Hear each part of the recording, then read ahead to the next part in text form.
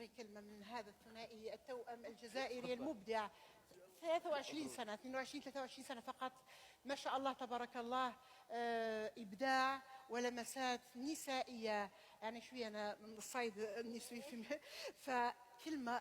صفا صح؟ أوكي صفا تفضلي. أول شيء بسم الله الرحمن الرحيم.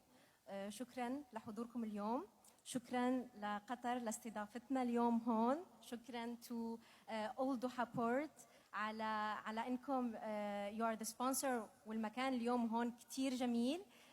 شكرا ل our media partner of course الجزيرة 360 and you are watching us live now.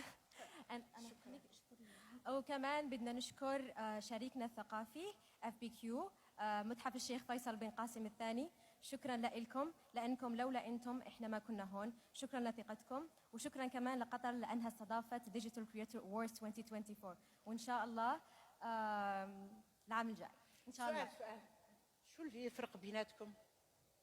يعني انتوا جيتوا في نفس الوقت، مين جاء الأول؟ والله الحقيقة إحنا مش عارفين. ماما وبابا لما كنا صغار كانوا يقولوا أنا الكبيرة وهي صغيرة، ف2 years ago حكيت لهم كيف أنا كبيرة وهي صغيرة وأنا مروة وهي صفا، يعني في القرآن الصفا والمروة مش المروة والصفا. فشو قالوا؟ والله we don't know، لما كنتوا صغار اللي بيعملوها هون نحوها فمش عارفين. لبسكم جميل جدا جزائري، انتم من مدينه مستغانم الرائعه الساحليه الجميله جدا. هذا اللبس الجميل جدا ما شاء الله تبارك الله. انا جدا فخوره فيكم صراحه، جدا فخوره فيكم. تمثلون جيل اخر نسائي للمستقبل، لصانعات المحتوى في الوطن العربي، وكلكم خير وبركه. شكرا. Just one thing I want to thank فريق Digital Creator Awards اللي هون، وكمان بدي أشكر عائلتي على دعمهم لنا.